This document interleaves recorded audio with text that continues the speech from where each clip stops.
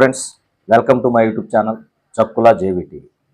ఈరోజు నేను మాట్లాడదలుచుకున్న సబ్జెక్ట్ ఏంటంటే దాచేపల్లిలో భూచోళ్ళు. దాదాపుగా దాచేపల్లిలో ప్రభుత్వ భూములు 3786 ఎకరాలు అన్యాక్రాంతమైనవి.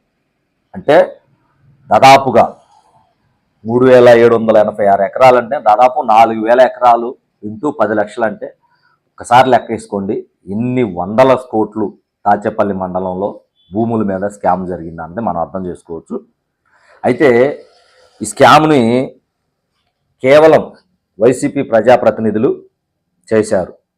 దాచేపల్లి మండలంలో ఉన్నటువంటి వైసీపీ ప్రజాప్రతినిధులు, అందులో రామాపురం, పెదగార్లపాడు, గామాలపాడు, పొందుగోల, తంగెడ 5 గ్రామాలు. ఎందుకంటే ఈ 5 గ్రామాలకి ఫ్యాక్టరీలు అందుబాటులో ఉన్నాయి కాబట్టి ప్రభుత్వ భూముల్ని వాళ్ళ పేర్ల మీద ఎక్కించుకొని ఫ్యాక్టరీలకి అమ్ముకోవడం జరిగింది దాదాపుగా.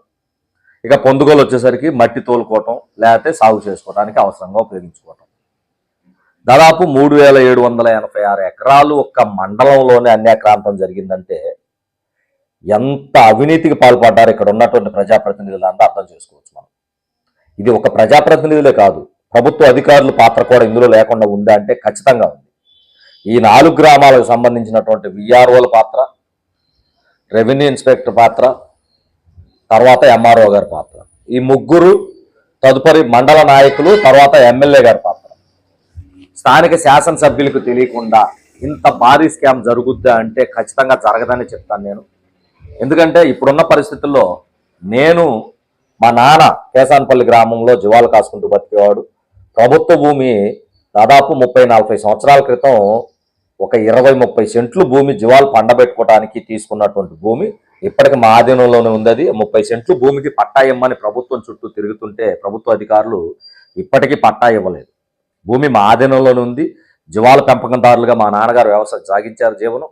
దానికి అనుగుణంగా ఆయన అక్కడ ఏర్పాటు చేసుకున్నటువంటి ఆ భూమికి పట్టా కోసం దాదాపు 10 సంవత్సరాల నుంచి తిరుగుతున్నా ఈ రోజుకి పట్టా అయితే ఇవ్వలేదు. కానీ 3780 ఎకరాలకి పట్టాలు ఇచ్చారంటే ఇక్కడ స్థానికంగా ఉన్నటువంటి ఎంఆర్ఓలు ఎంత అవినీతికి పాల్పడ్డారు, అలానే స్థానిక శాసనసభ్యులు ఎంత ఫ్రీడమ్ ఇచ్చారు ఇక్కడ ఉన్నటువంటి నాయకులకి, స్థానిక నాయకులు ఎంత భారీ స్థాయిలో అక్రమ ఆర్జనకి తెరలేపారు. ఇదంతా ప్రజల సొమ్ము ఈ విధంగా బొక్కుతూ జగన్మోహన్ రెడ్డి గారు నిన్న ఏదో రాజకీయ హత్య కాకపోతే దాని మీద స్పందించి దానికి వచ్చి అక్కడికి వచ్చేసి కుటుంబాన్ని ఓదార్చినటువంటి జగన్మోహన్ రెడ్డి గారు గురజాల నియోజకవర్గంలో దాచేపల్లి మండలం కూడా వచ్చేసి మీరు మీ కార్యకర్తలు, మీ నాయకులు దోచుకున్నటువంటి ఈ యొక్క భారీ స్కామ్ను కూడా బయట పెట్టే దమ్ము ధైర్యం మీకు ఉందా అని అడుగుతున్నాను నేను.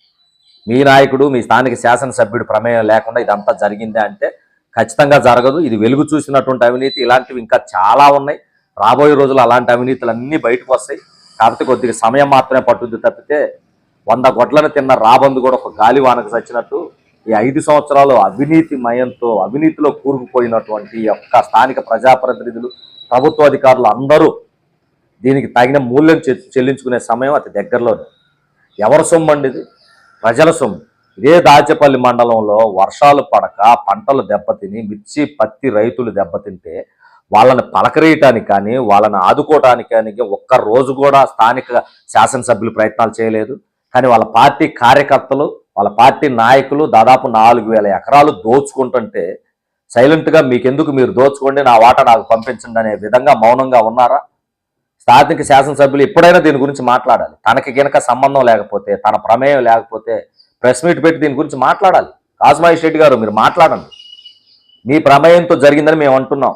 మీ ప్రమేయం లేకపోతే మాట్లాడండి, దీని గురించి చర్చించండి. ఇది నాకు సంబంధం లేదు, ఈ పార్టీ కార్యకర్తల మొత్తాన్ని మేము ఖచ్చితంగా వాళ్ళ మీద ప్రభుత్వ పరంగా చర్యలు తీసుకుంటాం, మా ప్రభుత్వంలో జరిగిన అవినీతి కాబట్టి మా ప్రభుత్వానికి మచ్చ వస్తుందని చెప్పేసి మీరే కేసు పెట్టండి వాళ్ళ మీద. మీకు దమ్ము ధైర్యం ఉంటే మీరు ఈ అవినీతిలో పాల్గొనకపోతే మీ నాయకులు ఎవరైతే ఈ అవినీతికి పాల్పడ్డారో వాళ్ళందరి మీద పోలీస్ స్టేషన్లో మీరే కేసు పెట్టించాలి. లేదు మీరు మౌనంగా ఉన్నారంటే ఈ అవినీతిలో మీకు కూడా బాగుందని చెప్పేసి మేము ఖచ్చితంగా భావిస్తాం. ఎప్పటికైనా మీరు కాసుమహేష్ రెడ్డి గారు దీని మీద స్పందించండి.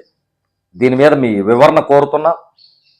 ఇప్పటికైనా సరే రాజకీయ నాయకులు ఏ పార్టీ వారైనా సరే ప్రజాక్షేమం కోసం, ప్రజల కోసం పనిచేయండి తప్పితే ఈ ఉంతన 1000 ఎకరాలు 1000 కోట్ల రూపాయల డబ్బుని, ప్రజా సొమ్ముని దోచుకొని అనతి కాలంలోనే గవర్నమెంట్ రాకముందు బికారులుగా ఉన్నటువంటి వ్యక్తులు ఒకసారి గవర్నమెంట్ రాగానే కోటీశ్వరులై కార్లలో తిరుగుతున్న పరిస్థితి. సామాన్యుడు ఎప్పుడు అలానే ఉంటున్నాడు. ఈ పార్టీలకి ఎవరైతే ఉన్నారో గవర్నమెంట్ రాకముందు ఒకలా, గవర్నమెంట్ వచ్చిన తర్వాత ఒకలా వాళ్ళ జీవన విధానాలు మారిపోతుంటే సామాన్యులుగా బతుకుతున్న మాకు ఆశ్చర్యం వేస్తుంది. అసలు ఏం జరుగుతుంది, ఈ సొమ్మంతా ఎక్కడి నుంచి వస్తుంది, ఎలా వస్తుందంటే ఇదే నిదర్శనం.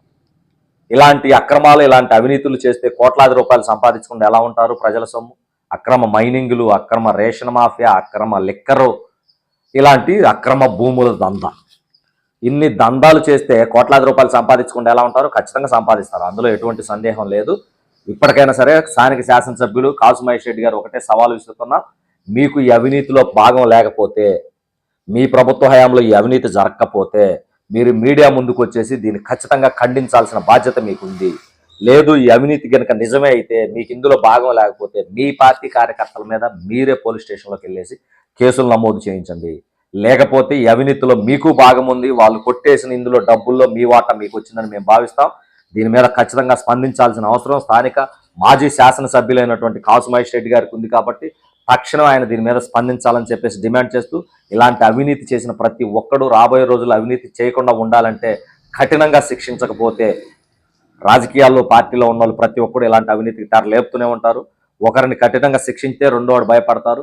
టీడీపీ ప్రభుత్వాన్ని నేను ఒకటే వేడుకుంటున్నాను, గతంలో జరిగినటువంటి అవినీతి మొత్తాన్ని మీరు కనుక ఒకసారి నివారించి వాళ్ళందరినీ కనుక శిక్షించినట్లయితే మీ ప్రభుత్వంలో కూడా ఎవరైనా అవినీతి చేయాలంటే భయపడతారు. ప్రజల సొమ్ము ప్రజల కోసం ఉంటుంది. ప్రజలు సంక్షేమంగా ఉన్నప్పుడు రాష్ట్రం సంక్షేమం, సమృద్ధి, అభివృద్ధి పదంలో ముందుకు తీసుకెళ్తుంది. మీ పార్టీ కూడా 10 కాలాల పాటు కలకల్లాడుతూ ఉంటుందని తెలియజేస్తూ, నా వీడియోలో ఏదైనా తప్పులుంటే నన్ను క్షమించండి. నా వీడియో కనుక కరెక్ట్ అని భావిస్తే నా యూట్యూబ్ ఛానల్ సబ్స్క్రైబ్ చేయండి, నా వీడియోలు షేర్ చేయండి. జై జవాన్, జై కిసాన్, జై హింద్.